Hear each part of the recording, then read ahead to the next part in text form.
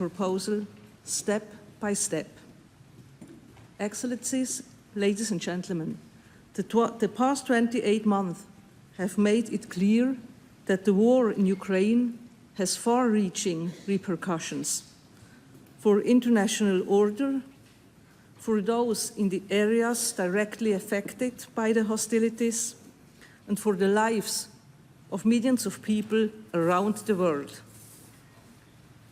We all have an existential interest in ensuring that international relations are based on rules and on respect for international law and human rights. Switzerland is a partner for peace and dialogue.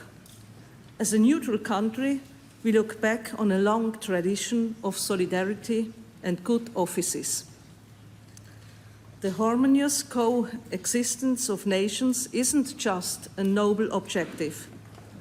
Striving for a just and peaceful international order is a commitment set out in our Constitution.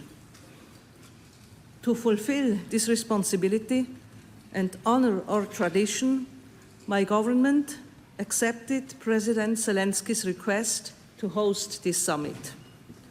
Our aim is to launch a broadly supported process where voices from all corners of the globe can discuss their ideas and points of view. The fact that you have accepted our invitation and that your nations, as well as international organizations, have sent such high-level delegations proves that this approach was right. Although our objective is ambitious, it is in the interests of everyone here to commit to this ambition. Excellencies, ladies and gentlemen, we are all aware that a peace process without Russia is inconceivable. A lasting solution must involve both parties. As an international community, we can help to pave the way. That is why we are here. At the same time, we are aiming to achieve real progress on specific issues. With your support, we have defined 3 issues of global impact that we will discuss in our working groups. These are nuclear safety, food security, and the human dimension of the war. Our most important goals for this weekend are to inspire a process leading to a framework for a comprehensive, just, and lasting peace for Ukraine based on international law and the UN Charter. To develop a common understanding on how to take concrete steps towards such a framework. And we want to discuss how and under what conditions Russia can be included in this process. It is essential that so many of us use this summit to express our support for a peaceful process, for a process beyond any armed hostilities. Over the past few months, you have actively and with the utmost commitment helped plan and prepare for this summit. I wish to thank you most sincerely for your help. Excellencies, ladies and gentlemen, finding a path to peace requires perseverance and will. It requires effort on all sides. We can only achieve the ambitious goal of this summit if we pool our strength and come together, even in areas where our positions differ. Here on the Bürgenstock, we will all be making that first crucial step. It is up to us to make sure it is followed by a second. Thank you very much.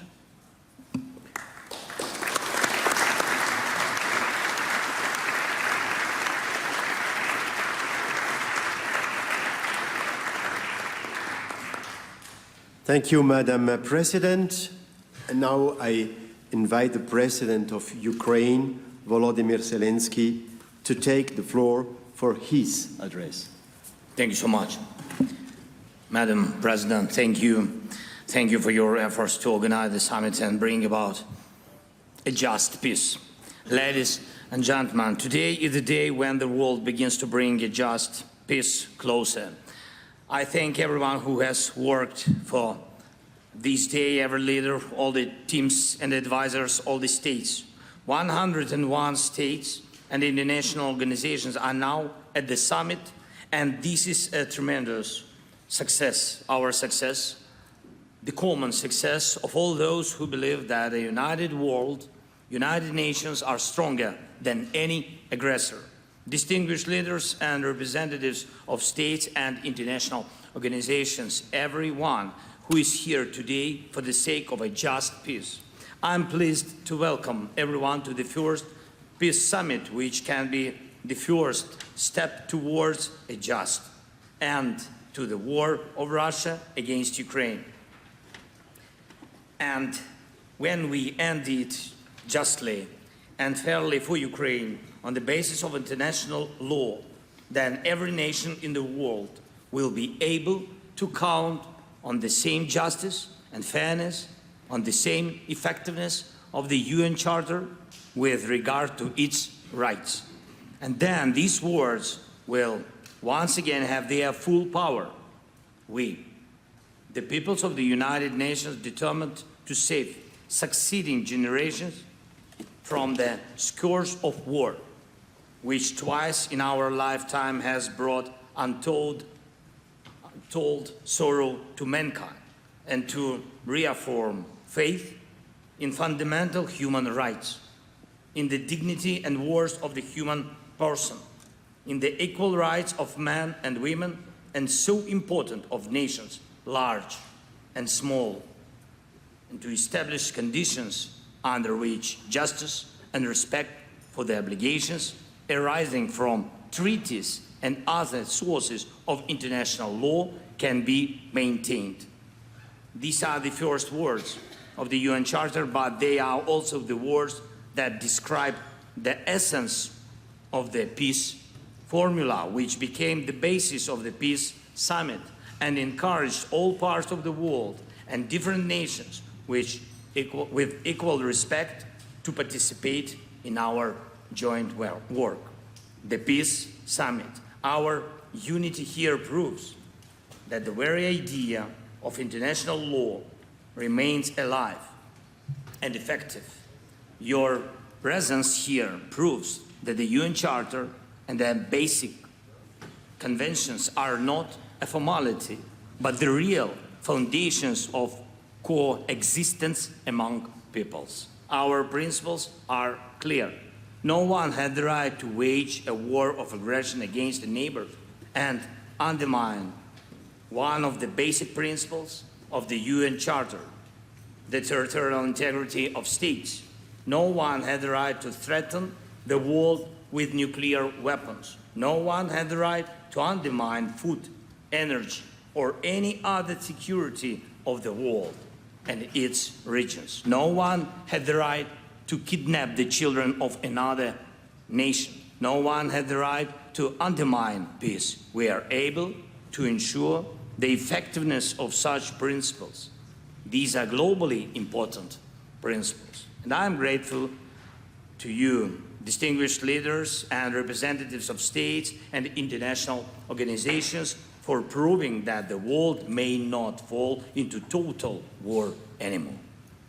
The war Russia unfortunately brought to us, to Ukraine, to our homes, to Ukrainian cities, our villages, and hundreds of them were unfortunately completely burned by the Russian bombs, artillery, and missiles.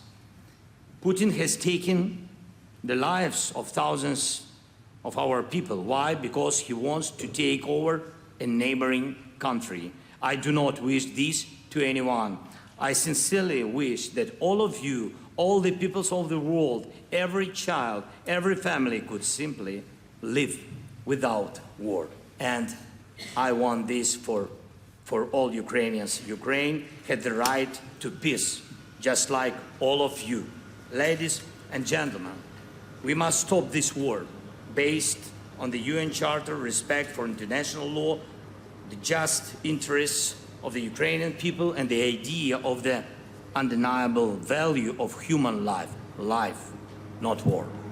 Now we will focus on 3 points, like Madam President said, on what is useful to everyone in the world, without exception. The first point is radiation and nuclear safety.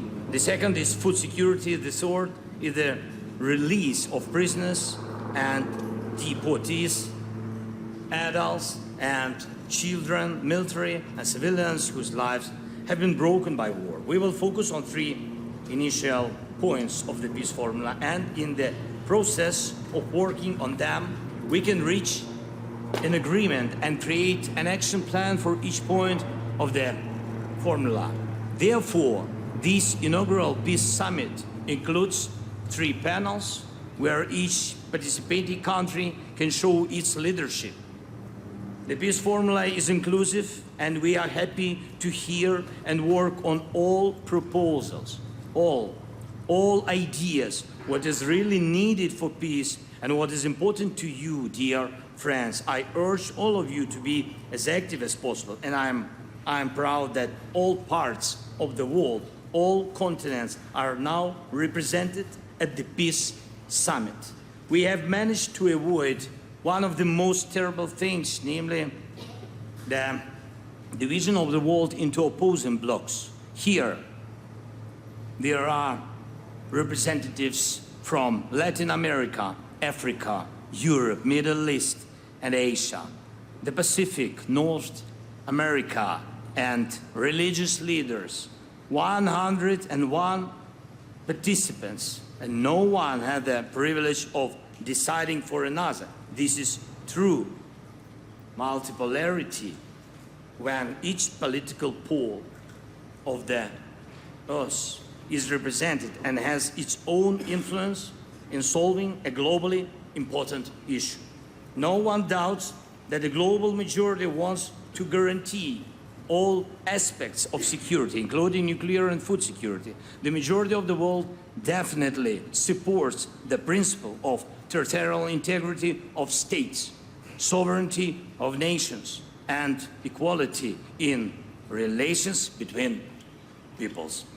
The world majority definitely wants to live without bloody crises, deportations, and ecocides. And so every nation that is not represented now and that shares the same values of the UN Charter, indeed and word, will be able to join our work in the next stages. The peace formula encourages all the powers of the world to think about ending the war and to propose how to end it. And therefore, the very idea of war has already lost. Putin should switch from the language of ultimatums to the language of the world majority, which wants a just peace. Distinguished leaders and representatives of states, what exactly can this summit deliver? First is to prove that the return of security is indeed possible. We will work out the steps with you. Second is to provide a real plan to make every step for peace work, from nuclear and food security to the release of prisoners and deportees, to the complete end of the war without the threat of its new outbreak. I believe it's possible. Third, there is no need to reinvent the wheel when the UN Charter already defines the foundations of peace and normal coexistence of peoples. We just have to return to them. And for this purpose, we need to decide how countries will cooperate, who will be co-leaders, in order to fix and implement an action plan. These are absolutely clear and achievable goals. Now, there is no Russia here. Why? Because if Russia was interested in peace, there would be no war. We must decide together what a just peace means for the world and how it can be achieved in a truly lasting way. The UN Charter is the basis for us.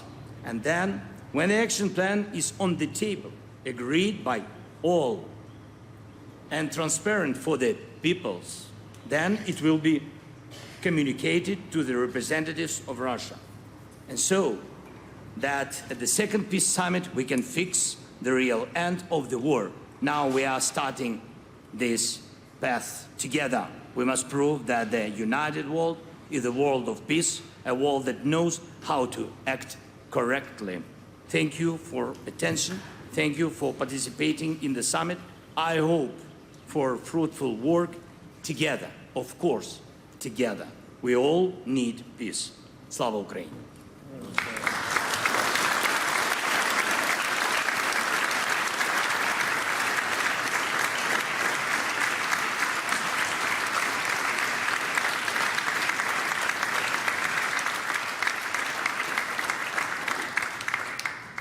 Thank you, Mr. President. Now I'm pleased to hand over the floor to the Vice President of the United States of America, Kamala Harris. Thank you. Thank you, President Ahmed and President Zelensky, for hosting this summit. It is my honor to be here with all of the leaders today. I first met President Zelensky in February of 2022, just 5 days before Russia invaded Ukraine. An outrageous attempt to subjugate a free people and an attempt to wipe a sovereign state off the map. On that same day, I addressed the Munich Security Conference and made clear that the United States of America is a steadfast supporter of the principles that people have a right to choose their own form of government. Nations have a right to choose their own alliances. There are inalienable rights governments must protect. The rule of law must be cherished. Sovereignty and territorial integrity of all states must be respected. And national borders should not be changed by force. And nearly 2.5 years later, I am here to reaffirm the commitment of the United States to these principles and our unwavering commitment to support the people of Ukraine as they defend themselves against Russia's brutal aggression. As I discussed with President Zelensky earlier today, President Biden and I have made clear over the past 3 years, we are committed to uphold international rules and norms, to defend democratic values and stand up to dictators, and to stand with our allies and partners. This approach has provided for our security and prosperity for generations, and it continues to do so today. This approach makes America strong, and it keeps Americans safe. And this approach bolsters global stability. Russia's aggression is not only an attack on the lives and the freedom of the people of Ukraine. It is not only an attack on global food security and energy supplies. Russia's aggression is also an attack on international rules and norms and the principles embodied in the UN Charter. Russia is a permanent member of the United Nations Security Council. Nevertheless, for nearly 2.5 years, it has shamelessly violated the core tenets of that charter. If the world fails to respond when an aggressor invades its neighbor, other aggressors will undoubtedly become emboldened. It leads to the potential of a war of conquest and chaos, not order and stability, which threatens all nations. President Joe Biden and I will continue to support Ukraine and continue to impose costs on Russia. And we will continue to work toward a just and lasting peace based on the principles of the United Nations Charter and the will of the people of Ukraine. President Zelensky, the United States shares your vision for the end of this war and an end to the suffering of the Ukrainian people. And let us all then commit to the imperative of returning innocent children kidnapped by Russia, returning them to their homes. Let us also agree a practical benefit of the work of this peace summit is to increase global food and energy security. And let nothing about the end of this war be decided without Ukraine. By contrast, however, yesterday, Putin put forward a proposal. But we must speak truth. He is not calling for negotiations, he is calling for surrender. America stands with Ukraine not out of charity, but because it is in our strategic interest. We stand with delegations from more than 90 nations who also have a strategic interest in a just peace in Ukraine. Among us, no doubt, exists a diverse range of views on many of the global challenges and opportunities we face. We don't always agree. However, regarding Putin's unprovoked, unjustified war against Ukraine, there is unity and solidarity in support of international norms and rules. For President Joe Biden and me, it is one of our defining missions to uphold the international rules-based order, to defend it, strengthen it, and promote it. And no doubt it must be a priority for us all. Thank you.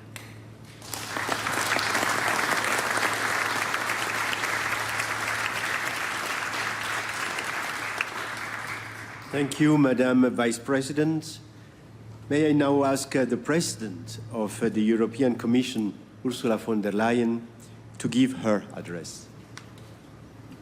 President Amherd, liebe Viola, President Zelensky, dear Volodymyr, Vice President Harris, dear Kamala, Presidents and Prime Ministers, Ministers, Excellencies.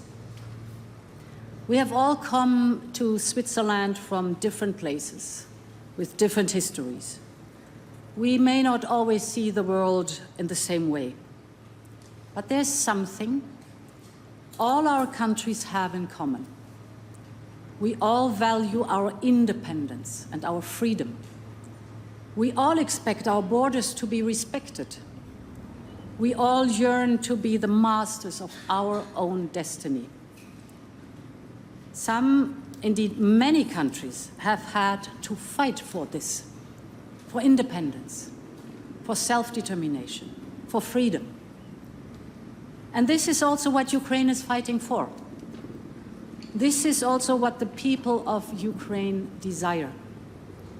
And their greatest aspiration is to be independent and free in peace. They want the missiles to stop hitting their cities. They want to live free from fear. They want their children to be safe, not constantly worrying about the next air raid siren. Surely this is the right of all countries and all people. And this is why we're here today. We're here today to help bring an end to a brutal and unjust war.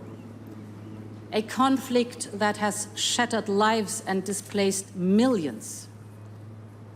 The echoes of Russia's war of aggression reverberate across the globe. Energy prices have soared, food prices have exploded, and it is a cautionary tale for the entire world. Is it right that a larger country can invade and take territory from a smaller neighbor? The answer is, of course, no. It is written in the Charter of the United Nations. And that is why it is vital that we reaffirm that charter. It is vital that we pledge again to uphold firmly the principles of the UN Charter. Freezing the conflict today with foreign troops occupying Ukrainian land is not an answer. In fact, it is a recipe for future wars of aggression. Instead, we need to support a comprehensive, just, and sustainable peace for Ukraine. One that restores Ukraine's sovereignty and its territorial integrity, the inviolability of all borders, the sovereignty of all nations. This is at stake. And history teaches us the quest for peace is fraught with challenges. But it was precisely from the ashes of World War II that the United Nations were born. And today we need once again to light that beacon of hope for global peace and security. We, the international community, must stand together to support Ukraine in its pursuit of peace. That is how we open the path to peace. That is how we open the path that will allow lives and homes to be rebuilt. And that is how we open the path to restore international peace and security. Our common task is to reaffirm the primacy of the United Nations Charter. Thank you very much.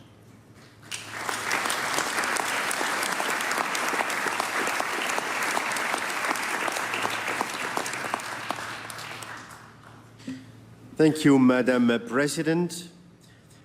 As we would like to give the opportunity to speak to everybody during the upcoming sessions, I kindly ask all speakers to limit your interventions to 1 to 3 minutes. I am now pleased to invite the President of Kenya, William Ruto, to give his intervention. The President of Switzerland, the President Zelensky of Ukraine, Madam Vice President of the United States, heads of states, ladies and gentlemen. 79 years after the international community established a multilateral institutional framework to save succeeding generations from the scourge of war, Russia's invasion of Ukraine has been a horrifying spectacle of carnage and devastation, which has left 500,000 people dead and 7.1 million people displaced in its wake. Across the world, people and nations are enduring the negative consequences of disrupted supply chains. Kenya's position has been clear and unequivocal from the beginning. Russia's aggression against Ukraine is unlawful, unjust, and a violation of the fundamental principles of international law, which honor the sovereign equality of nations, upholds their territorial integrity, and advocates the peaceful resolution of all disagreements. Just like the war in Ukraine, the war in the Middle East has been equally devastating. So is the case with the war in the Sahel region in Africa, in Eastern DRC, in Somalia, in the Horn of Africa, and of course in the Sudan. 40 million Africans have been displaced by the war in our continent, and 2.5 million kids are out of school. This state of affairs speaks volumes of global leadership, and especially the peace architecture at the United Nations, and more specifically, the gridlock at the United Nations Security Council. Today, a farmer in Kenya, in rural Kenya actually, knows there is war in Ukraine for two reasons. Number one, he paid more for his fertilizer, and number two, his fertilizer came late. Let me also say, this peace summit is a historic step in the right direction. For the first time, we have convened to talk about peace in Ukraine and not war in Ukraine. Secondly, a commitment to peace makes certain fundamental concessions inevitable. This summit should not be a meeting of just friends. This should be a meeting of both friends and foe. To succeed in this positive trajectory, Russia must be on the table, number one. Number two, an American general, Norman Swartzwelder, said, the more we sweat in peace, the less we bleed in war. It is time for leaders of the world to talk about peace, negotiate peace, work hard to build peace, and configure a global strategic framework that integrates peace as the sole means and end of human endeavor. Finally, we have gathered here and we are reminded by the Indian statesman Mahatma Gandhi who said that an eye for an eye will make humanity blind. Just as Russia's invasion of Ukraine was unlawful and unacceptable, the unilateral appropriation of Russia's assets is equally unlawful, unacceptable, and a derogation from the UN Charter, especially for those of us who believe in freedom, justice, and democracy, and the rule of law. As we embark on this journey to resolve conflict in Ukraine and throughout the world, it's time for parties to the war in Ukraine to demonstrate good faith, abandon intransigent attitudes, and soften their positions. I thank you. Thank you. Thank you, Mr. President. I am delighted to hand over the floor to the Chancellor of Germany, Olaf Scholz. Madam President, dear Viola Amherd, dear Volodymyr Zelensky, colleagues, ladies and gentlemen. We have come here today to talk about peace. Peace in Ukraine first and foremost, of course, but nothing less than our global security and the rules-based international order are at stake. For Ukraine, defending itself for over 2 years against the Russian aggression is an existential fight to secure its free and democratic future as Russia denies Ukraine its independence, its territorial integrity, and its very existence as a sovereign nation. This illegal war of aggression has shattered peace and brought imperialism back to the European continent. While this is a war in Europe, it has, as we have witnessed over the last 2 years, far-reaching global consequences. This war has endangered international food and energy security. It has put the threat of a nuclear catastrophe back on our minds. It has weakened global economic growth and highlighted the fate of the most vulnerable of innocent civilians, unlawfully displaced persons, in particular children and prisoners of war. This all comes to show. This war affects us all. That is why I describe the Russian war of aggression as a Zeitenwende, a watershed moment. But how to end Russia's war against Ukraine and achieve a just and lasting peace? Let me share some reflections with you today. First, no country wants peace more than Ukraine. But let us be honest, peace is more than the absence of war. An immediate ceasefire without serious negotiations, without a roadmap toward a just and lasting peace, merely on the basis of so-called new realities, would only legitimize Russia's illegal land grab. In the end, this would result in yet another frozen conflict, a scenario that is unjust, dangerous, and not sustainable, neither for Ukraine nor Europe or the international community as a whole. Second, some say that any negotiated peace must take into account Russia's legitimate security concerns. Let us recall that before the invasion, both NATO and the US were ready to enter into a broader discussion on European security that included all relevant countries. The aim was to promote transparency and stability and to build trust in order to reduce the likelihood of future conflict. As we all know, it was Russia that chose war over diplomacy and dialogue. So let me be very clear, whatever the perception of one's own security concerns may be, these concerns must not and cannot justify an invasion of a peaceful neighboring country. Third, I would like to highlight that it is Ukraine, the victim of unprovoked aggression, that has had the courage to present to the world a peace plan.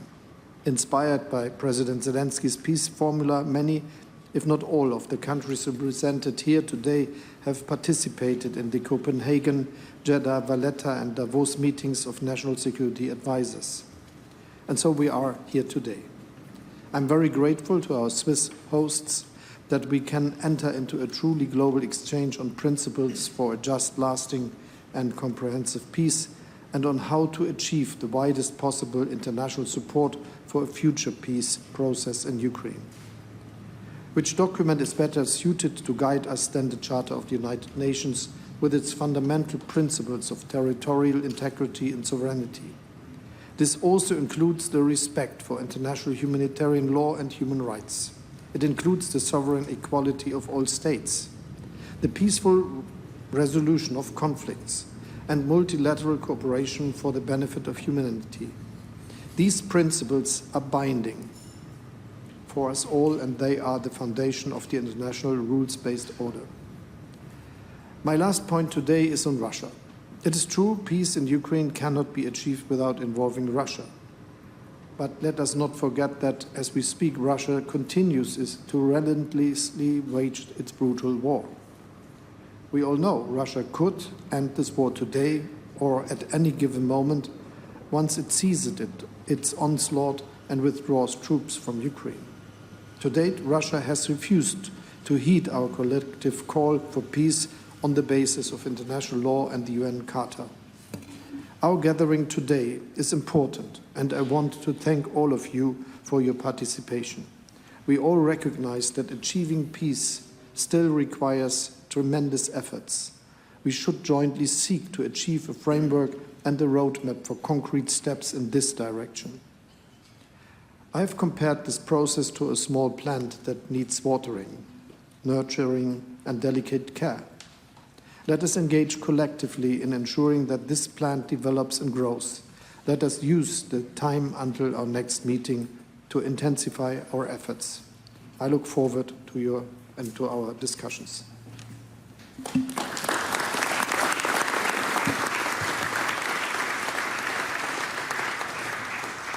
Thank you very much, Chancellor.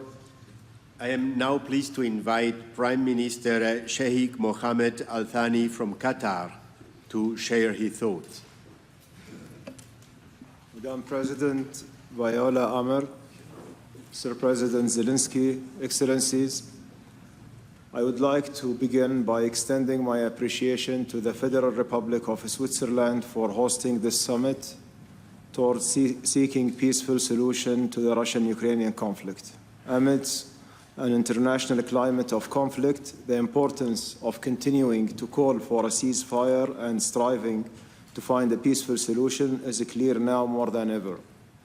In this context, I renew the State of Qatar's call on all parties to comply with Charter of United Nations and international law, respect the sovereignty and territorial integrity of states, to uphold our collective commitment to settle international disputes by peaceful means, and to refrain from threatening to or resorting to the use of force. Ladies and gentlemen, the State of Qatar has strived to keep channels of communication open in order to work on addressing the humanitarian repercussions of this conflict. With this in mind, and at the request of our Ukrainian friends, Qatar hosted talks in Doha with the participation of both Ukrainian and Russian delegations in order to discuss the reunification of Ukrainian children with their families in Ukraine. These efforts have been welcomed by Russia and have so far resulted in reunification of 34 children with their families, and our efforts continue to reunite many more. Under our Health and Recovery Program, we have hosted these families in Doha to provide a comprehensive care for them and their children. Esteemed guests, since the beginning of this conflict, the State of Qatar has strived to support international efforts to address the worsening humanitarian repercussions and protect civilians through multiple pledges to support health, education, and food security initiatives launched by Ukraine. Internationally, we played a key role in alleviating the global energy crisis arising from this conflict, working to maintain supply, quantities, and price stability in global markets by rapidly increasing our LNG exports to European countries. Excellencies, amidst this global context of conflict and disasters, international cooperation is vital now more than ever. I look forward to the discussions that will result from this summit in the coming days and to exploring suitable mechanisms that will ensure the participation of all parties in a constructive dialogue towards achieving a peaceful solution in accordance with international law and Charter of the United Nations. Thank you.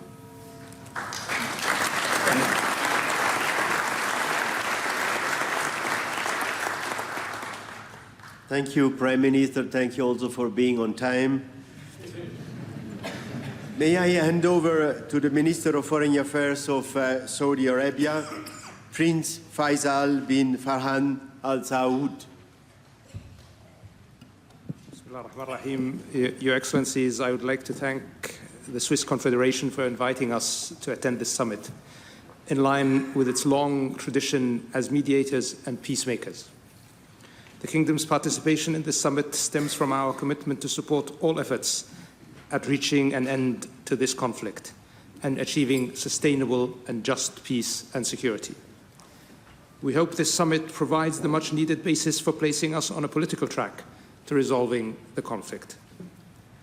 Since this conflict erupted, the Kingdom has asserted the centrality of international law, the importance of peacefully resolving differences through dialogue, and the need to reduce tensions and mitigate the global impacts of the war.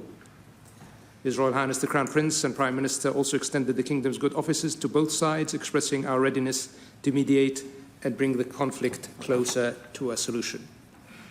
These efforts have positively contributed to the exchange of hundreds of prisoners, including multiple foreign nationals.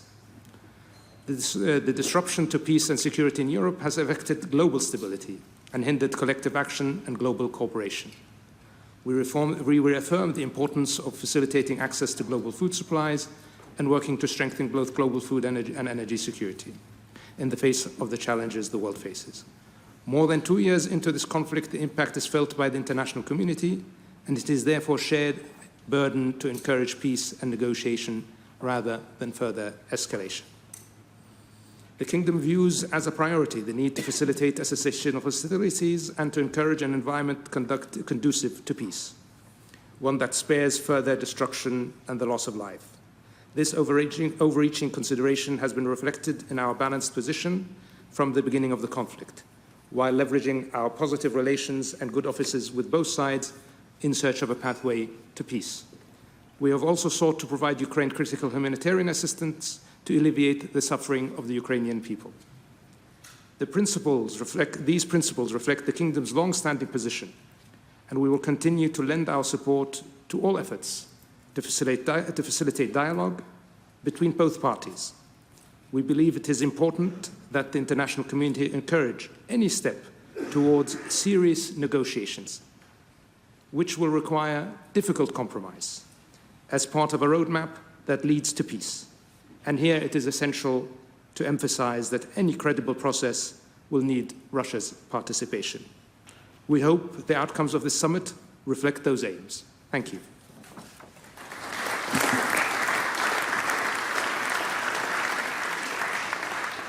Thank you very much, Minister. It is my pleasure to ask the Prime Minister of Japan, Fumio Kishida, to give his address. はい、まず、スイスの素晴らしいホスピタリティと、そしてサミット開催に向けたご尽力に、心から謝意を表します。日本は、2年以上前にロシアが侵略を開始した直後から、今日のウクライナは明日の東アジアかもしれない、こうした考え方のもと、厳しい対ロ制裁と強力なウクライナ支援を実施してきました。また、一昨日には、ウクライナをさらに支えていくべく、私とゼレンスキー大統領との間で二国間文書に署名をいたしました。また、昨年5月、私が議長を務めた G7 広島サミットにおいて、ゼレンスキー大統領や招待国の首脳も交えて議論を行い、主権、領土の一体性の尊重といった国連憲章の原則を守ることをはじめとする4つの原則を確認いたしました。この広島での議論が基盤となり、本日、ウクライナに平和をもたらすべく、約100の国と国際機関の代表がここに集まったことを喜ばしく思います。本日、我々は一つの共通の思いのもとにここに集まりました。それはウクライナに一日もоб'єднані тут однією ціллю. Ми всі сподіваємося, що в Україні буде якомога швидше відновлений мир. Цей мир має бути справедливим і тривалим. Має спиратися на принципи міжнародного права, включаючи 現状変更の試みを正当化するようなものであってはなりません。このような公正かつ永続的な平和をウクライナで実現することは、国際社会全体を分断、対立ではなく、協調の世界に導いていくために象徴的に重要なことです。ここに集う我々が率先してリーダーシップを発揮しようではありませんか。国際社会が一致して取り組むに際しては、我々の命や生活に直接的影響を与える喫緊の問題への対応も急務です。日本は今回のサミットのテーマの一つである原子力安全につき共同議長として議論に積極的に貢献してきています。また人道問題も重要です。日本はウクライナの人々が安心して日々の生活を取り戻せるよう、電力分野や地雷除去分野での取り組みを強化していきます。そして来年、地雷除去に関する国際会議を日本で開催する予定であり、日本ならではの形で貢献していきます。日本はウクライナの美しい大地に平和を取り戻すべく、国際社会と緊密に協力し、引き続き取り組みを継続してまいります。Thank you so much.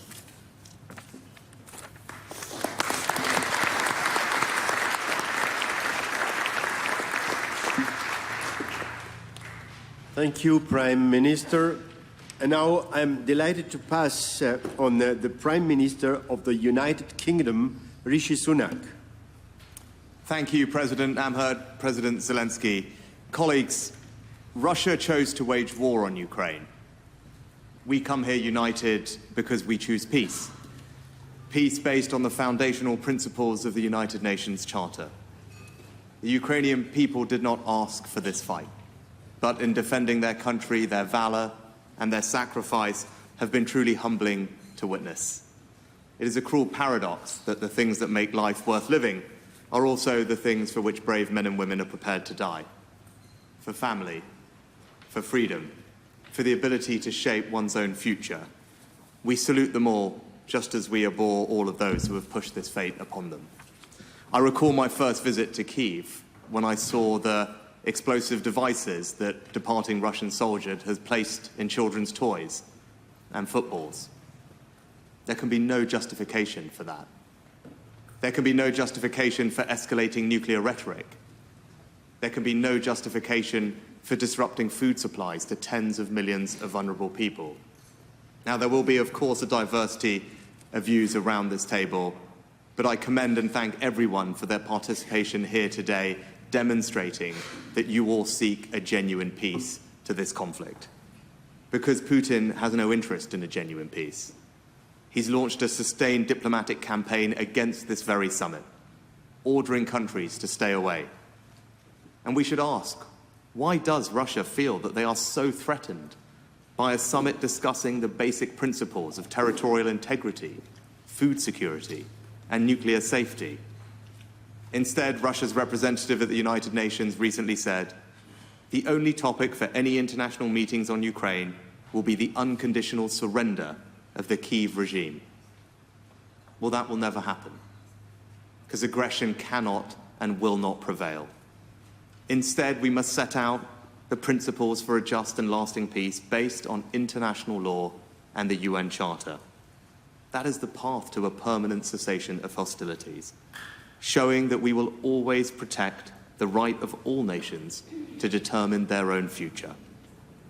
And this summit is a chance to start down that path, to respond together to the global impacts of the war in Ukraine, to send a strong message from the international community to Russia and beyond that we want to end the suffering. We want to see an end to this war, and we want to make this the day that the path towards a just and lasting peace in Ukraine became that much closer. Thank you.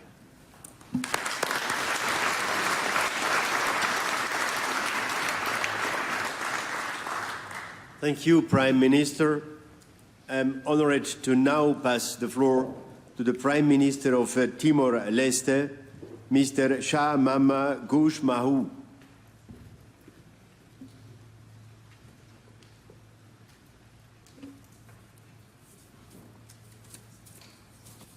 Excellencies, thank you for giving Timor-Leste the opportunity to share our perspective.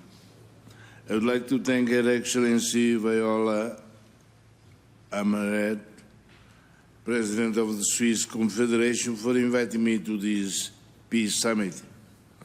I will keep my intervention brief, focusing on a message that I humbly ask you to bear in mind as we discuss the pathways forward to bring peace to Ukraine and its people. Timor-Leste profoundly understands the suffering faced by the Ukrainian people as a result of the ongoing conflict. We also experienced the invasion and occupation, and our people still carry the haunting memories of the war, which still remain all too vivid for us. From our experience, we learned that we could not put an end to a war which was being supported by Western nations, the same countries that used to speak of the importance of international law and the rules-based order. What kept us determined to continue to fight and die was the hope that after the war, we would live in a new world order that was being promoted at the time. But unfortunately, after 24 years of war and now being independent, what we see is a world of disorder with even more conflict than before. Excellencies, international law is the foundation of global peace and order. However, it must be applied uniformly to every nation, and all states must abide by it. Today, we continue to see the selective application of international law. We see some nations oppose occupation in one country, but not in another.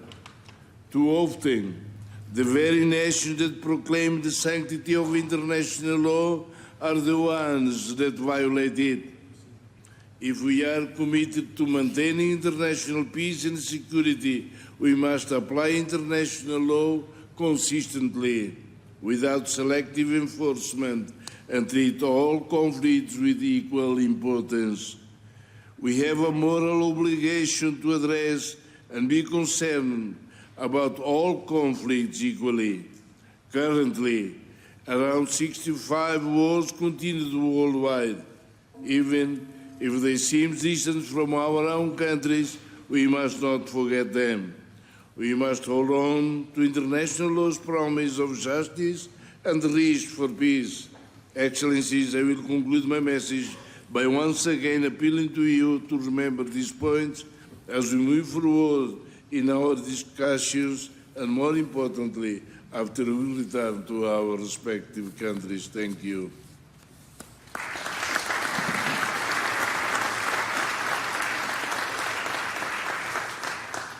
Thank you very much, Prime Minister. Now I invite the President of Ghana, Nana Akufo-Addo, to take the floor. Excellencies, I speak to you today at a seminal moment in our collective pursuit of peace and justice. We're gathered here with a shared mission to seek a comprehensive, just, and lasting peace for Ukraine, grounded firmly in the principles of international law and the United Nations Charter. It is well established that Russia's aggression against Ukraine constitutes a flagrant violation of international law, an unjust act that has wreaked havoc not only on Ukraine, but on economies worldwide, particularly those in Africa. Ghana, one of 28 African countries who joined the global majority at the General Assembly of the United Nations in condemning the act of aggression, did so for principal reasons, emanating from her historic opposition to great power hegemony, domination, and bullying of small nations, which led her to lead Africa's successful struggle for liberation from colonialism, imperialism, and the racist system of apartheid. The ripple effects of the Russia-Ukraine conflict have reached far and wide, disrupting global trade, destabilizing markets, and exacerbating economic hardships for millions and millions of people. The African continent has been particularly hard hit. Our economies, already vulnerable and struggling to recover from the impacts of the COVID-19 pandemic, have faced additional strains due to this conflict.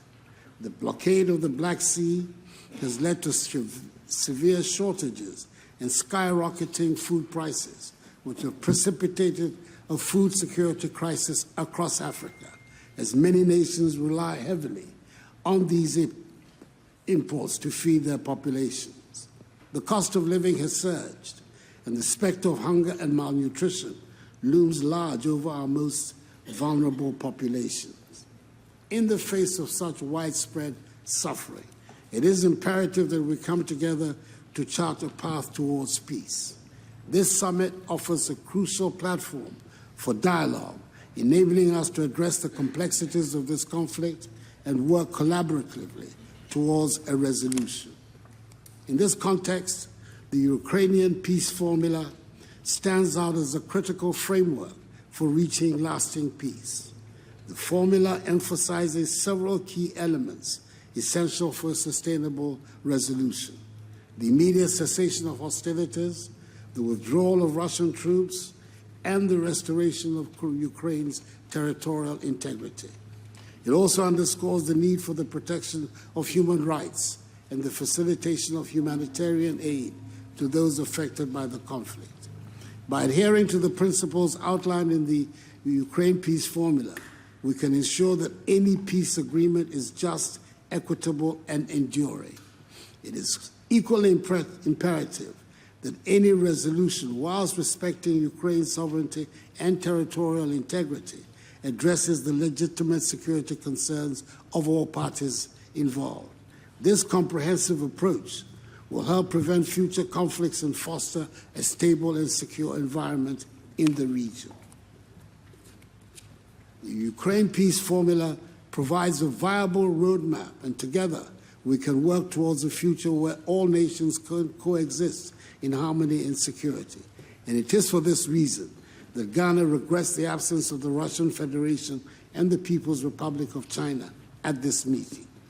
This meeting is a testament to our collective will to seek peace and justice, and I'm hopeful that through our concerted efforts we will succeed, no matter how long and arduous the journey.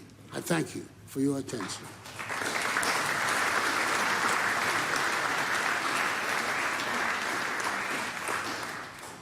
Mr. President, thank you very much.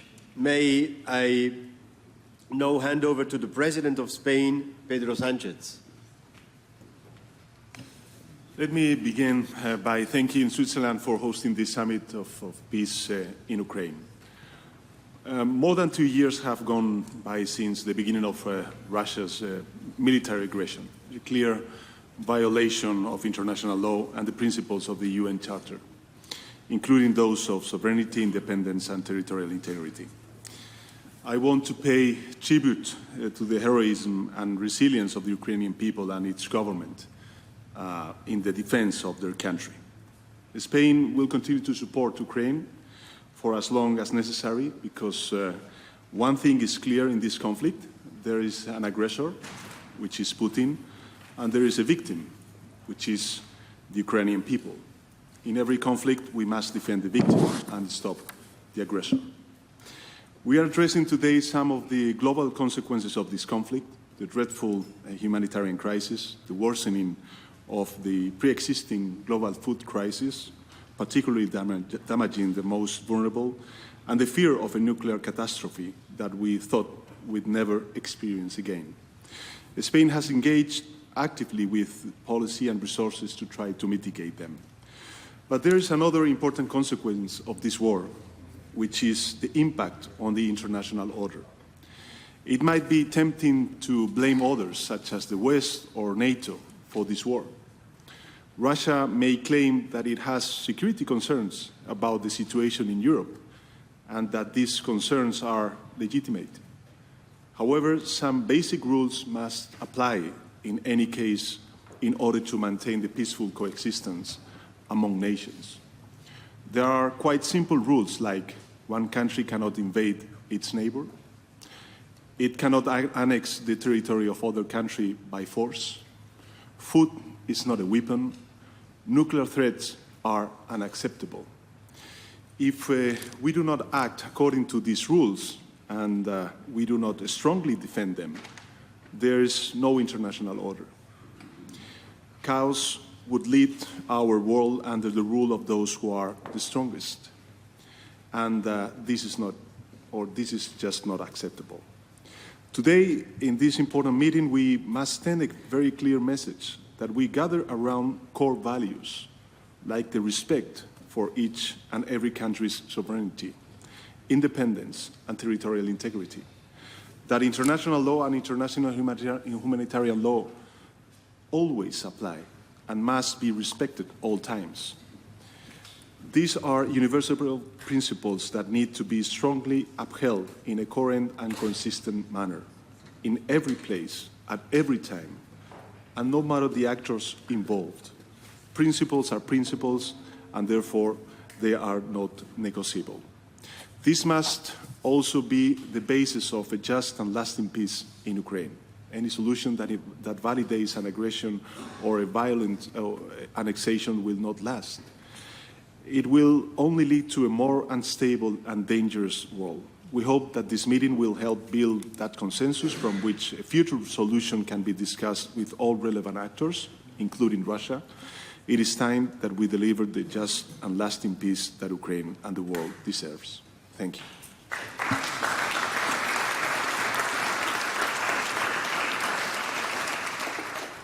Thank you, Mr. President.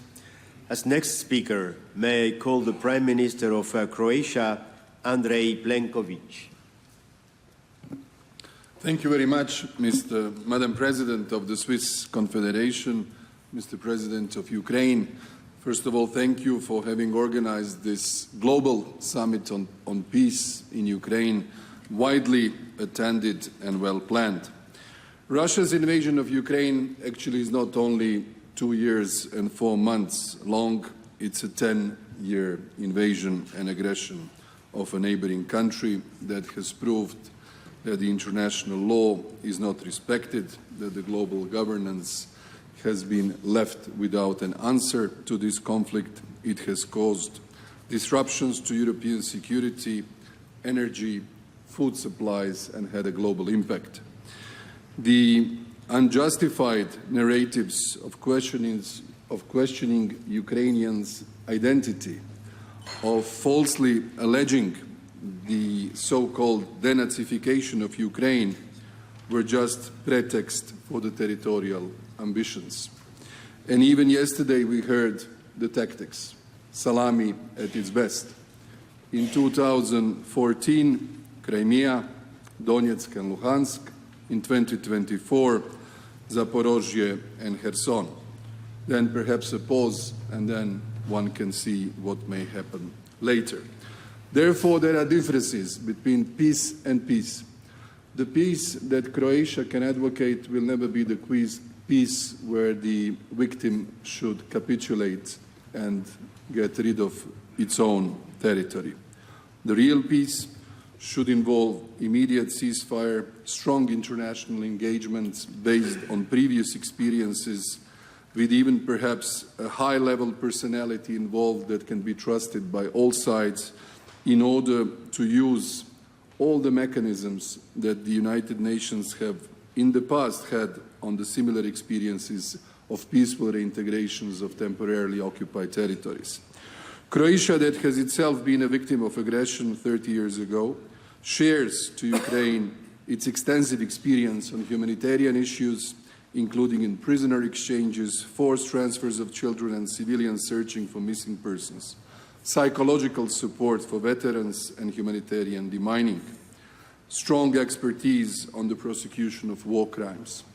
We shall support President Zelensky's peace plan, work in coordination with the rest of the international community in order to achieve a just peace and Ukrainian future that will be integral when it comes to its territory and democratic when it comes to its values, because your defense of your homeland was heroic. Slava Ukraini!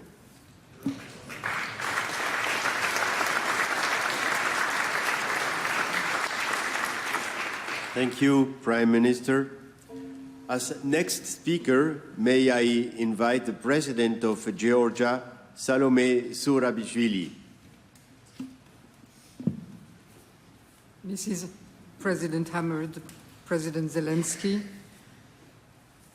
the war, not in but against Ukraine, has been ongoing for over 800 days. 800 days of losing innocent lives, devastation, economic destruction. 800 days when Ukrainians have been fighting for the freedom and the territorial integrity of their country, but also for the freedom and security of Europe at large, and beyond that, for the ideals of democracy and for sustaining, maintaining, or restoring the rule of law.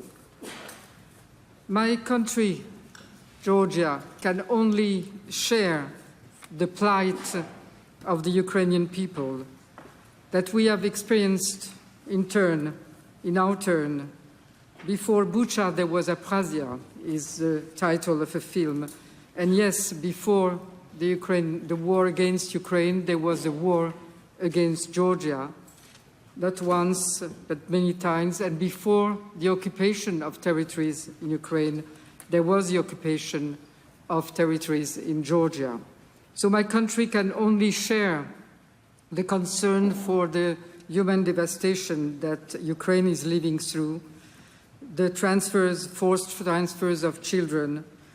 My country can only share the concern for the instability and confrontation that Russia has brought to the Black Sea, instead of cooperation and connectivity, which we are all thinking about.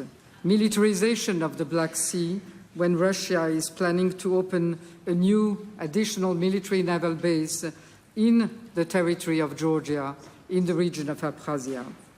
My country can also only share the concern about nuclear safety, having experienced the effects of the Chernobyl disaster. For all this reason, we can only share the conviction that this war against Ukraine has to cease and has to give way to peace in Ukraine and to peace in Europe. And that can only happen if and when, beyond the initial steps that should be designed today, when Russia realizes that it has borders as any other state, and that it has neighbors as any other state, and that international community, new architecture of security can only exist when the big countries, the large countries, and one of the largest ones, recognizes its neighbors, respects its neighbors and their territorial integrity. Slava Ukraini.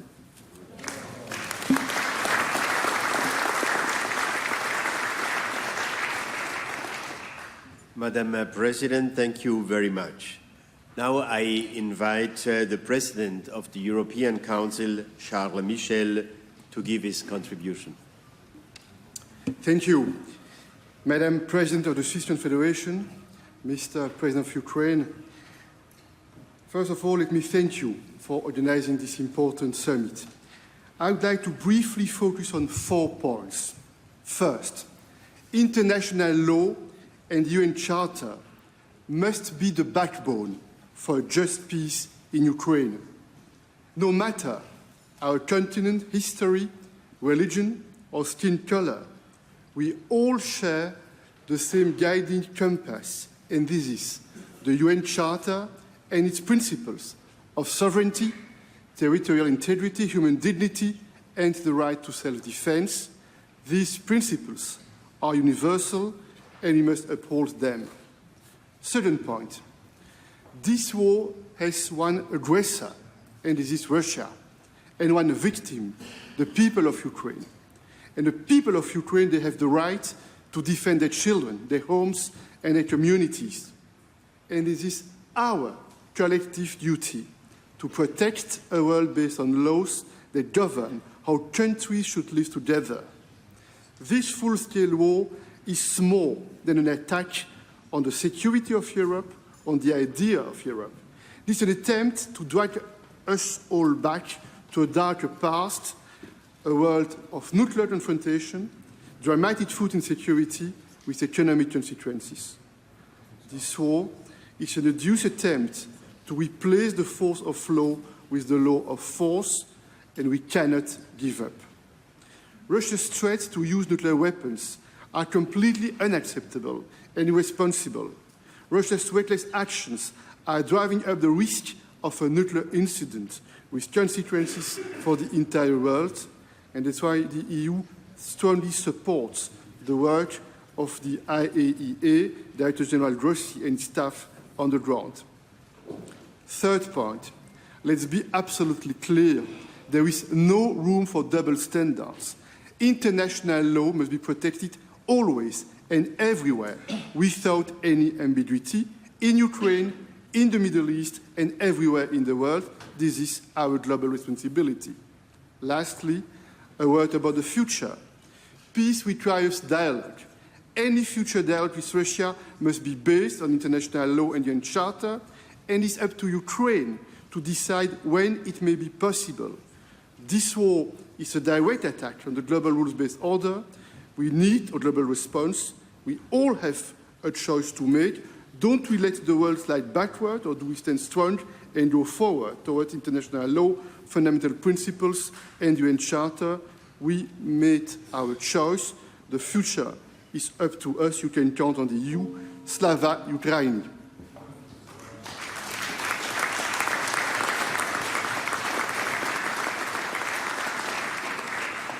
Thank you, Mr. President.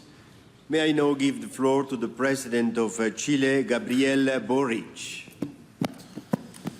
Thank you very much. Dear members of this summit, international stability and peaceful coexistence are, of course, essential for democracy and the sustainable development of nations. Chile, our country, is committed to the respect of territorial sovereignty. We firmly oppose the use or threat of force, and we believe that diplomacy and international law are the only legitimate means for resolving disputes. Consequently, Chile has persistently and vocally condemned Russia's war of aggression against Ukraine. We have advocated for the respect of human rights and Ukraine's sovereignty and territorial integrity, which are essential components of any lasting solution to this conflict. We strongly believe that the situation represents a serious violation of international law and human rights. These same principles, we must say, that are being disregarded by the Israeli government in Gaza. In the face of these blatant violations of international law, as Charles Michel just said, there is no room for ambiguity or indifference. We value the proposal circled for a joint declaration. It is significant that we reach certain commitments that allow us to lessen the effects and risk of war at this stage. we must be capable of bringing positions closer, no matter how difficult it may seem today, and that supposes bringing Russia to the table. In this regard, I want to highlight the importance we give to the protection of Ukrainian nuclear facilities, as they are a key element of international well-being. Likewise, we must rule out the use of nuclear weapons, as many of you have said, because we know they constitute a risk of incalculable consequences for all humanity. It is also essential to ensure Ukraine's maritime sovereignty and food security, which implies allowing the free circulation of food and other products to and from Ukraine, because hunger must never be used as a weapon of war, not here, not in Gaza, nor in any conflict in the world. In addition, it's urgent to promote humanitarian measures such as the release of all prisoners of war, both Russian and Ukrainian. And more so, we need to ensure the protection of Ukrainian children who have been forcibly displaced or illegally transferred to Russia. It is necessary to commit the entire international community on that. Finally, I would like to reaffirm my country's offer to contribute to humanitarian demining in Ukraine at the post-conflict stage. Dear heads of state, why a country that is so far away from this war as Chile is participating in this summit? It is not because we don't like Putin, which personally I don't, or because we have sympathy for Mr. Zelensky. It is not because we support NATO ampliation to the east, or because we are part of one or other geopolitical coalition puzzle. It's because we, as a small country in the south of the world with our 20 million inhabitants, are aware that only the respect of international law and human rights can guarantee peace. The same applies to the conflict on Gaza. We do not accept to choose between the barbarism of Hamas or the massacre that the Israeli government, led by the war criminal Mr. Netanyahu, is doing nowadays. We choose humanity and the civilizatory advances that we together as United Nations have achieved. Today is Ukraine and Palestine, tomorrow could be any one of us. So let's keep on working together for peace. Thank you.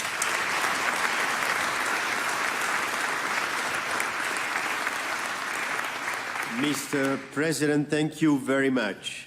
As next speaker, may I call the President of Poland, Andrzej Duda. Thank you very much. Excellencies, hosts, organizers, and participants of this summit. In a few days, Russian illegal and unprovoked aggression on Ukraine will have lasted 28 months. It has been 2.5 years of war crimes and crimes against humanity committed by the Russian regime and the Russian army all over Ukraine. This war is not only brutal and full of crimes. It is imperial and colonial in its nature. The Kremlin intends to enslave the Ukrainian people, their children, use Ukraine's resources, destroy their culture, and deprive Ukraine of the right to freely choose its development path and security arrangements. In the part of the world which I represent, Russia is often called the prison of nations, and for good reason, because it is home to almost 200 ethnic groups, most of which became residents of Russia as a result of the methods used in Ukraine today. Russia remains the largest colonial empire in a world which, unlike European powers, has never undergone the process of decolonization and has never been able to deal with the demons of its past. As members of the international community, we have to finally say there is no more space for colonialism in the modern world. I want to state clearly, it is solely Moscow who is responsible for the war, but it does not mean that Russia is acting alone. I'm referring here to the shameful role that Putin's puppet in Belarus, Alexander Lukashenko, has played in this war while oppressing his own people. I want to remind everyone that not only did he allow the Russian army to attack Ukraine from the territory of Belarus, but he also initiated a series of hybrid attacks against the Baltic states and Poland's eastern borders, attacks which have lasted for 3 years. Ladies and gentlemen, Ukraine, as a victim of a full-scale military aggression, has the full right to defend its sovereignty and independence by any means that are in accordance with the international law. And it is the obligation of the entire international society to spare no efforts in supporting Kyiv in its struggles. The peace agreement that will eventually be worked out has to ensure the sovereignty of Ukraine, full practical capabilities to defend its independence, as well as free and unimpeded right to shape its internal and foreign policies without Moscow's influence. Excellencies, the road to achieving lasting peace will be long and full of challenges. I appreciate the decision of organizers of this event to focus on less controversial issues. I hope that the progress made in those areas will allow us to further pressure the Kremlin to stop the aggression and withdraw its forces from Ukraine in its internationally recognized borders. The success of this initiative depends on bringing on board a vast representation of UN members and supporting the UN Charter. Only with broad international support and comprehensive consultations can we work out a basis for the future peace agreement. This also could and should serve as a universal basis for peace agreements in other conflicts. Thank you.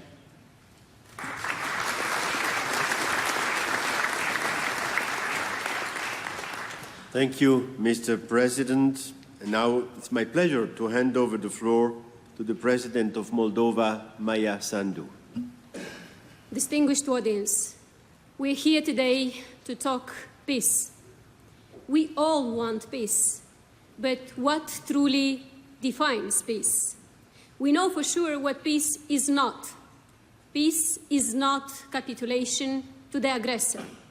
Occupation of parts or entire countries is not peace and can never be the foundation for peace. Does anyone here at this table believe that giving up parts of your countries can truly bring about lasting peace?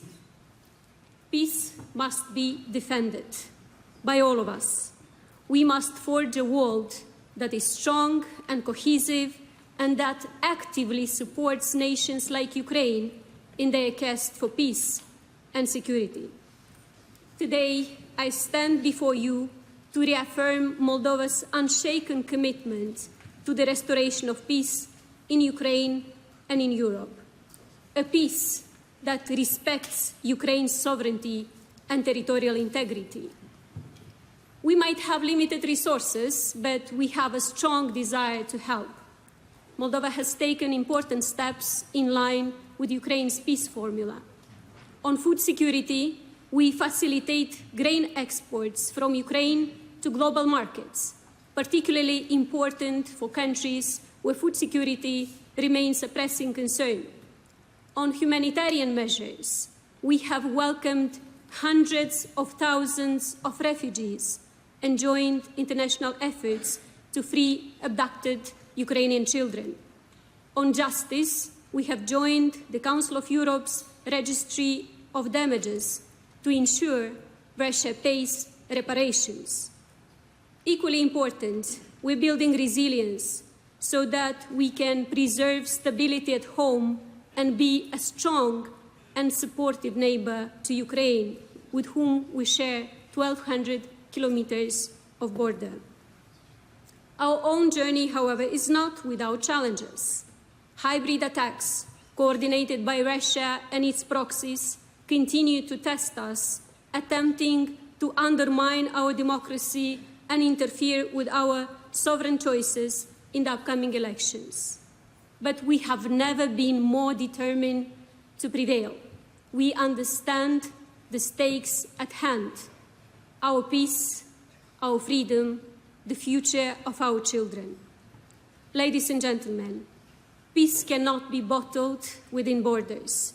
It must be fostered and spread. Therefore, the enlargement of the European Union, a fundamentally peace project, is the best investment in lasting peace and stability on the European continent. In closing, let me be clear. Ukraine's peace is Moldova's peace. And in this interconnected world, global peace cannot exist without it. Only by standing together across continents can we secure a peaceful future for all. Slava Ukraini!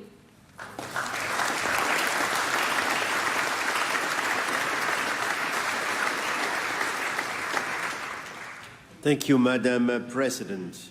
May I now request the President of Finland, Alexander Stubb, to share his view. Thank you very much, Mr. Chairman, ladies and gentlemen. In order to stick to my 3 minutes, I'll make 3 quick points. The first one is that I think there are quite a few cynical people outside of this hall and thinking, is there any point in having a summit on peace?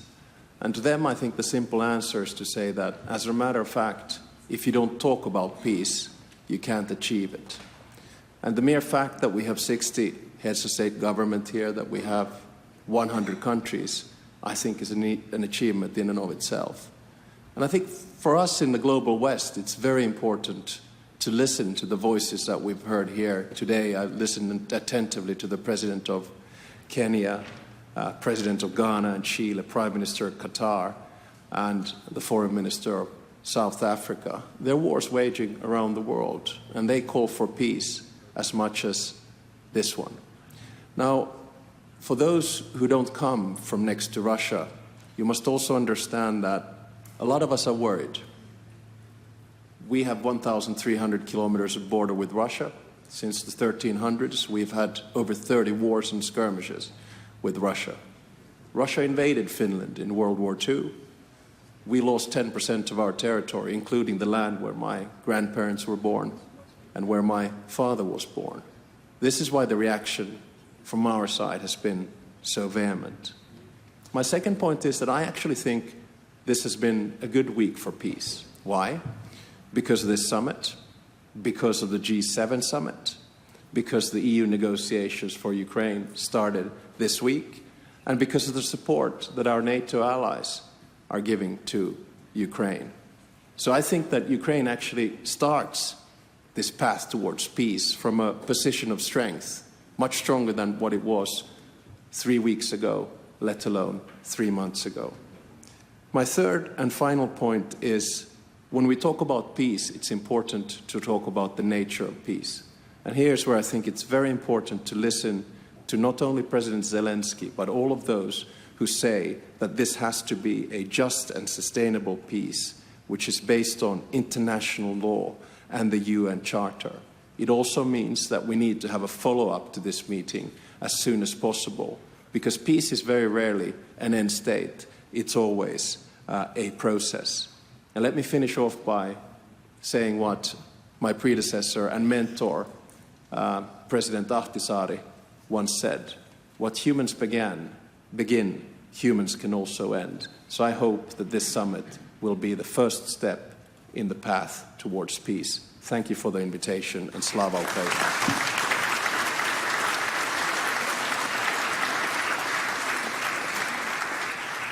Thank you very much, Mr. President. Let me now hand over the floor to the President of Argentina, Javier Milei. The floor is yours. Buenas tardes a todos. Es un honor para mí y para la Argentina participar de esta cumbre por la paz organizada por el presidente Zelensky, con quien hemos entablado un estrecho vínculo. Los argentinos tenemos plena conciencia del valor de la paz y la convivencia democrática como ejes rectores de la vida en sociedad, y por eso quiero agradecer especialmente la invitación a este evento. Quiero expresar, en nombre del pueblo argentino, nuestro máximo apoyo al pueblo de Ucrania y a nuestro amigo el presidente Zeleński, ya que como defensores de la idea de la libertad, repudiamos cualquier forma de violencia, ya sea entre individuos, pero en particular repudiamos la guerra como mecanismo ilegítimo para dirimir los conflictos entre naciones. La guerra, trágica por naturaleza, no puede ser nunca la respuesta a problemas que deben saldarse en la esfera política.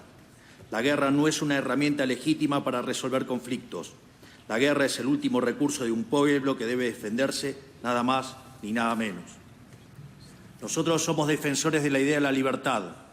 El liberalismo, como lo entendemos nosotros, es el respeto irrestricto del proyecto de vida del prójimo, basado en el principio de no agresión, en defensa del derecho a la vida, la libertad y la propiedad privada.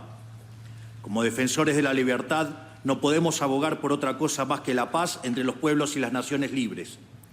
Cuando nosotros decimos que el principio ordenador de nuestra doctrina es la defensa de la vida, de la libertad y la propiedad de los individuos, lo que estamos diciendo es que hay una relación directa entre la paz, el comercio y la prosperidad. No hay prosperidad económica sin comercio libre, y no hay comercio libre si no hay paz. Y el comercio libre naturalmente pacifica, porque como decía Bastiat, donde entra el comercio no entran las balas. O como decía el propio Milton Friedman, yo puedo odiar a mi vecino, pero si no me compra mi producto, voy a la quiebra. Como soy un ferviente creyente en la conciencia filosófica que hay en el liberalismo y la paz, hago hoy este breve alegato en su defensa, ya que estas ideas parecen haber pasado de moda. Creo que es un paso importante para la Argentina poder hacernos presentes primero en la cumbre del G7 y luego aquí en esta cumbre por la paz, y es parte del gran giro que estamos dando como país luego de décadas de darle la espalda al mundo. Hay una nueva Argentina que abraza una vez más las ideas que hace 150 años la convirtieron en uno de los países más prósperos del mundo. Y hay una nueva Argentina que busca también recuperar el lugar protagónico en el concierto de las naciones que alguna vez tuvo y que nunca debería haber abandonado. Sepan que la Argentina estará siempre comprometida con la defensa de las ideas que hicieron grande a Occidente y que para nosotros la paz entre las naciones libres no solo es un deber moral, sino la condición necesaria para la prosperidad. Muchas gracias a todos.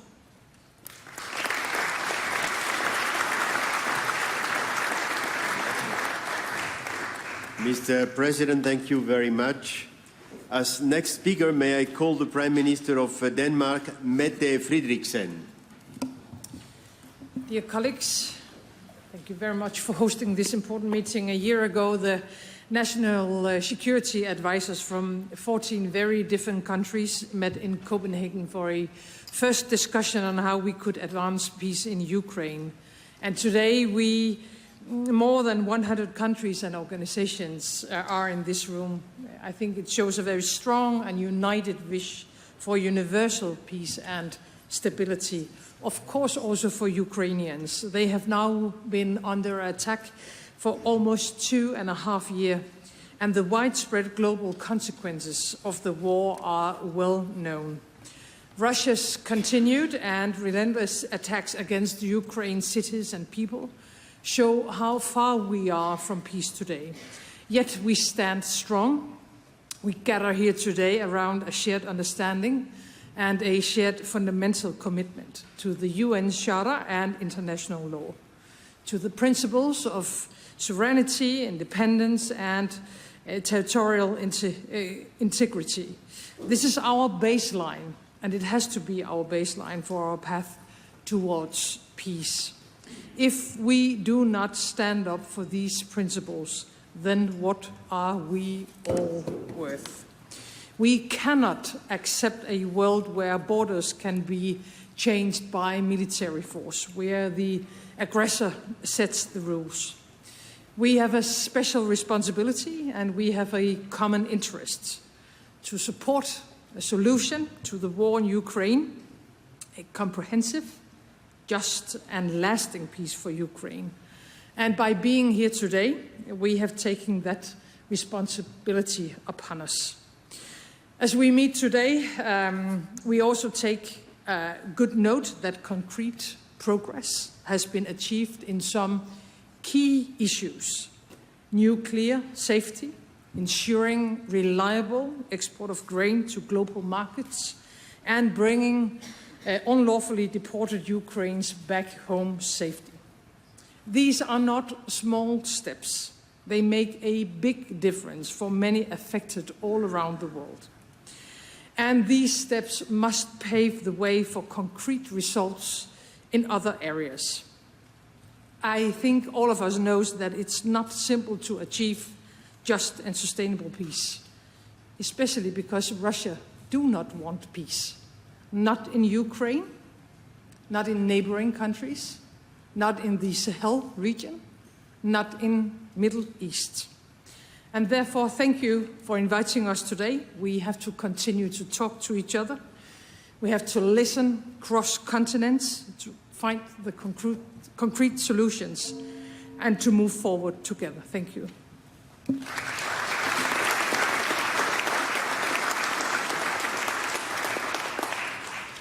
Thank you, Prime Minister. And now it's my pleasure to invite the Prime Minister of Estonia, Kaja Kallas, to make her intervention. Thank you. Excellencies, ladies and gentlemen, the outcome of Russia's aggression against Ukraine will have a profound effect, not only on the European but also global security architecture. Principles such as sovereignty, territorial integrity, discrediting aggression as a tool of statecraft are the most important elements. They must at all costs be preserved. Hence, it is critical that these principles are also upheld in case of Ukraine. That is why I'm concerned to hear about the so-called peace plans or initiatives that don't even mention these principles. These are the core principles of the UN Charter, the principles that form the basis for securing peace globally. We should be very careful not to leave an impression that some topics and principles, such as especially Ukraine's territorial integrity, are somehow secondary to others. They clearly are not. Upholding these principles is the most important way towards a just and lasting peace. They must be at the core of any future peace framework. The Russian war of aggression against Ukraine has lasted for 10 years. For the bigger part of it, the world has ignored it. There was hope back then, and some are also hoping now, that territorial concessions to the aggressor would bring peace. This logic echoes the appeasement policies of the 1930s. However, rather than securing peace, the Munich Agreement emboldened Hitler, leading to further aggression and eventually the Second World War. History has proved that giving up territory for peace has too often led and will lead to further aggressions. To achieve peace, we will have to learn from our own mistakes. Failure to do so would bring a colossal cost in human lives across the globe. Excellencies, ladies and gentlemen, many countries have suffered under colonial wars. So has mine. I know that Russia isn't typically thought as colonial power. Estonia, my own country, went through Russia's colonization and occupation for almost half a century, up until 1991. I grew up during the last part of that time. My own mother, forcefully deported to Siberia as a baby, has suffered from war crimes that Russia inflicted upon far too many. In theory, it was called peace, but it was peace on Russian terms, meaning mass atrocities, meaning repressions, meaning colonization. So witnessing the continuation of Russia's colonialistic land grab policy today in Ukraine is a heartbreaking reminder of how history can repeat itself. I really hope this time we are able to learn from our past mistakes. Thank you.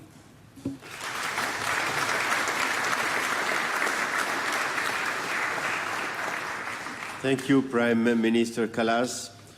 May I pass the floor to the Minister for Foreign Affairs of Turkey, Mr. Hakan Fidan. Esteemed Presidents, Prime Ministers, Excellencies, at the outset, let me thank our host for bringing us together, President Amherd and President Zelensky. For more than 2 years now, a devastating war is unfolding in the middle of Europe as a result of occupation of Ukraine. According to some estimates, the number of casualties is more than 500,000, and the war has already turned into a war of attrition. With each passing day, this tragedy could even get worse. Therefore, the timing of this peace conference couldn't be better. As the war goes on, we are running the escalation of two major risks. Geographically, this war can extend beyond Ukraine. We are already seeing deepening fault lines and fueling polarization at global levels. It is increasingly becoming a war more than between Russia and Ukraine. Secondly, this destructive conventional war has the inherent risk of involving the weapons of mass destruction. Today, we are here trying to avoid these two risks and put an end to war. We have the Ukrainian peace plan in front of us, and Russia has recently shared some terms. Regardless of the content and the conditions put forward, these are important steps and a glimpse of hope to start with. However, each side regards the other party's steps as an extension of broader war effort. This conference, therefore, may be the last exit before the breach. Excellencies, I must also note that this summit could have been more result-oriented if the other party to the conflict, Russia, was present in the room. We believe there is a growing need for a comprehensive and inclusive strategy that employs diplomacy and negotiations to reinforce measures already in play. From the beginning, Turkey has been actively engaging in diplomatic efforts. The Istanbul talks of March 2022 and the Black Sea Grain Initiative were signs that diplomacy and negotiations can really bring progress. Turkey is, as always, ready to facilitate the process. Let me underline one point here. What made the grain initiative successful and unique was its inclusive nature. It provided predictability to both sides and ensured navigation safety for the maritime exports. There is much to be learned from this example. Our most recent attempt to introduce a similar mechanism almost delivered a positive outcome. We will not shy away from putting further efforts. Turkey is staunch in its support for Ukraine's territorial integrity, sovereignty, and independence. Our vision for peace is realistic, inclusive, and practical. We are committed to crafting a way forward to that end. As President Erdogan pointed out, a fair peace will have no losers. Thank you.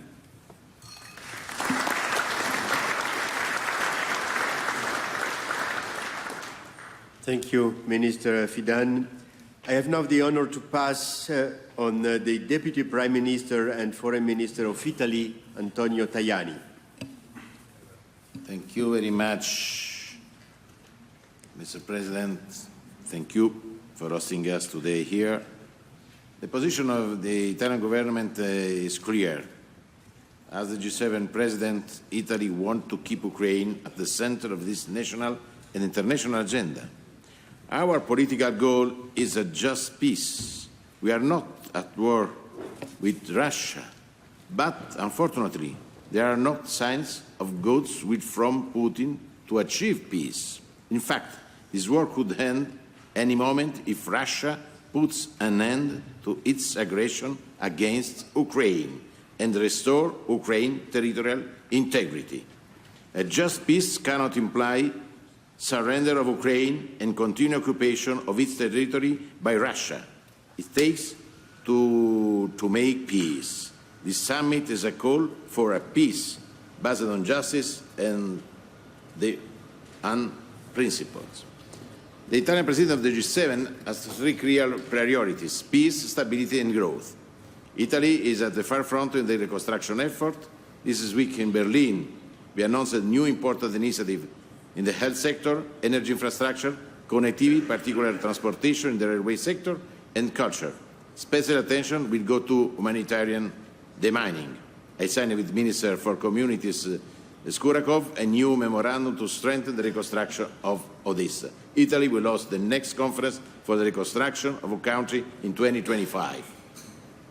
Today we are also to work together on 3 key areas for the future of Ukraine: nuclear safety, food security, and release of prisoners of war, and the repatriation of deported Ukrainian children. This is an important point for us. Italy gives an important contribution in all these sectors. We will continue to do so. On nuclear safety, Italy firmly supports the International Atomic Energy Agency and the action led by its Director General Grossi. Food security is a key priority for the Italian government and of our G7 presidency. At the G7 summit in Borgo Egnazia, we adopted the Apulia Food System Initiative to work on concrete objectives.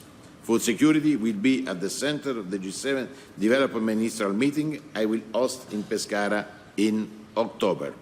We stress our full support to the program Grain from Ukraine, and we support the strengthening of Ukrainian agri-food system. It has been very positive in this context, the role played by Turkey. In this respect, we value the importance of free and safe commercial navigation. The protection of children is the most important priority. Always from Gaza to Haiti to Ukraine, in the spirit of the initiative led by the Vatican. From everywhere, we welcome in Italy young children, we provide medical support, we help them as much as we can. For this, Mr. Zelensky, count on Italy. We are ready for working for your country, in defense of your country. We are ready also for sending a new military package, because without our defense, it's impossible also to work for the reconstruction tomorrow. For this, we want to stop this difficult situation. Count on us, count on Italy.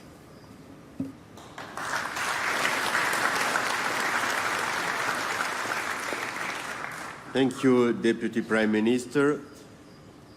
And finally, it is my pleasure to hand over the floor to the President of France, Emmanuel Macron. Thank you, Ignacio, Mr. Chairman. Mr. President, dear Volodymyr, dear colleagues, ministers, I think there is a lot of convergence, which is not a big surprise around this table today. But just 3 remarks completely in line with what was said and try to gather the key ideas. First, all of us are committed to build a sustainable peace. And as it was mentioned by several of you, such a peace could not be a Ukrainian capitulation. This is why the precondition is to help Ukraine to resist in such a situation, to this aggression, because there is one aggressor and a victim. Second, it's clearly to reiterate the fact that nobody in this room is in war against Russia. But everybody wants a sustainable peace, meaning a peace respecting international rule and restoring Ukraine in its sovereignty. Second, this war is a global issue. And I think such a gathering, and I want to congratulate your presidency, is the best evidence of the fact that from all continents, people are here to support peace in Ukraine. Because what is at stake are our international rules and the possibility to have peace everywhere. Because in launching this war, Russia decided first to be an imperialist regime. So we have to strengthen the fundamental principle of the UN Charter on international law in order to make borders and sovereignty being respected. Second, Russia decided to be a revisionist power, because we have to avoid the resumption of war everywhere where a power wants to revise recent treaties and to justify an annexion or an aggression by what the world was in the 19th or 18th century. Because just let's imagine once again for all of us around this table what would happen, but this is exactly what they are doing. So in such a context, this is a global issue for these reasons. On top of that, this war clearly affected all continents and global order because of the fact that our rules and our UN Charter is not respected, but because of the consequence of on food and stability and so on.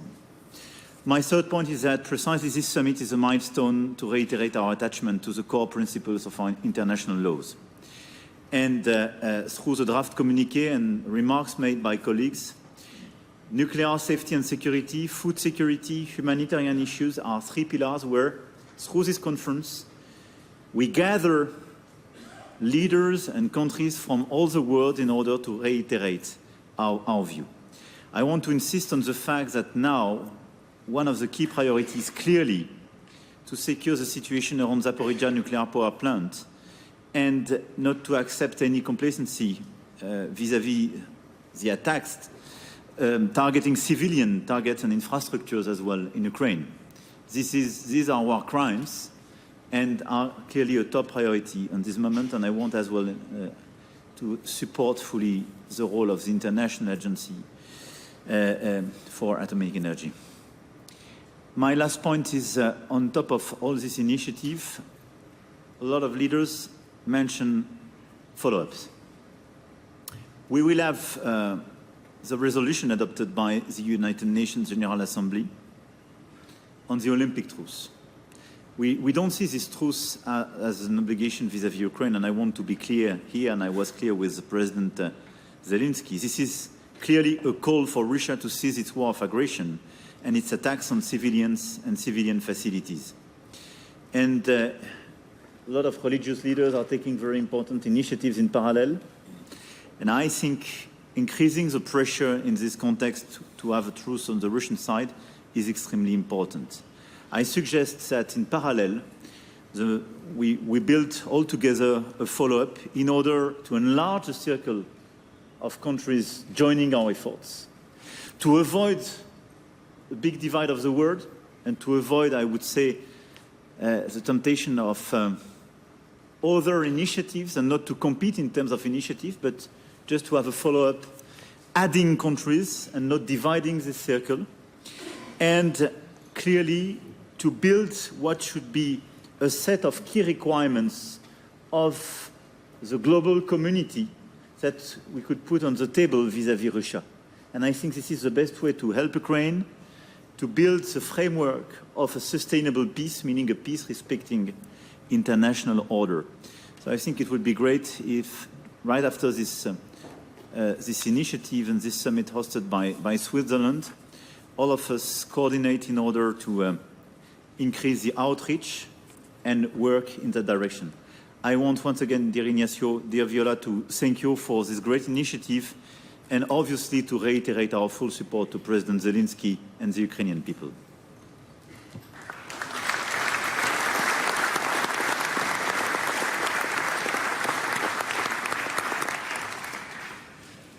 Monsieur le Président, thank you very much. Excellencies, ladies and gentlemen, please let me thank you all for this rich discussion. The head of protocol will now inform us how we proceed. Thank you, Mr. Cassis. Excellencies, ladies and gentlemen, I kindly ask now all heads of delegation and heads of delegation only to stand up and proceed to the door, the main door of the room, and follow the liaison officer to the site of the family photo. Please, all other delegates remain seated until we are gone. Otherwise, it's going to be a chaos. So please, only heads of delegation.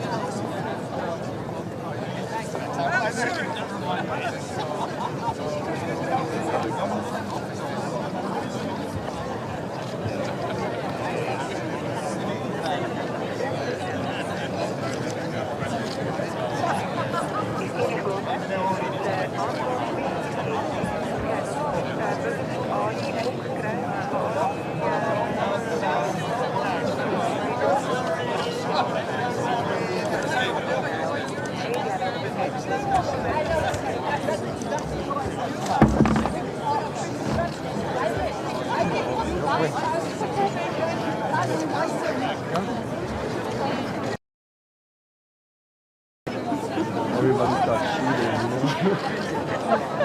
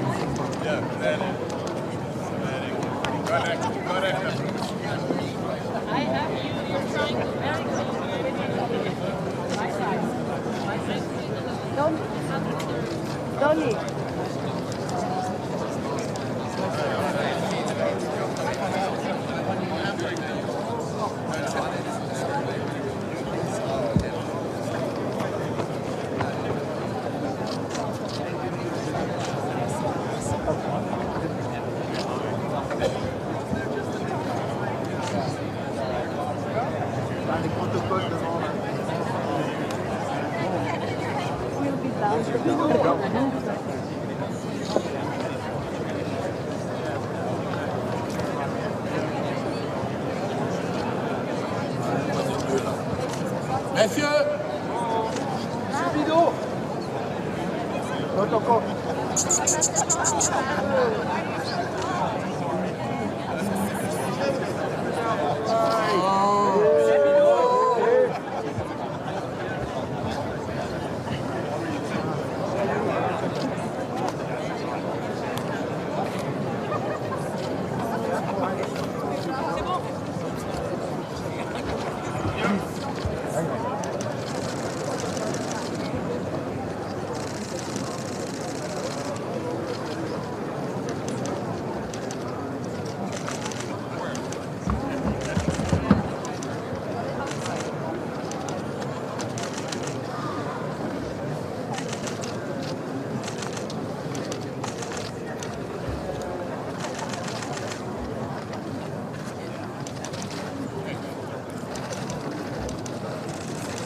Слава Україні!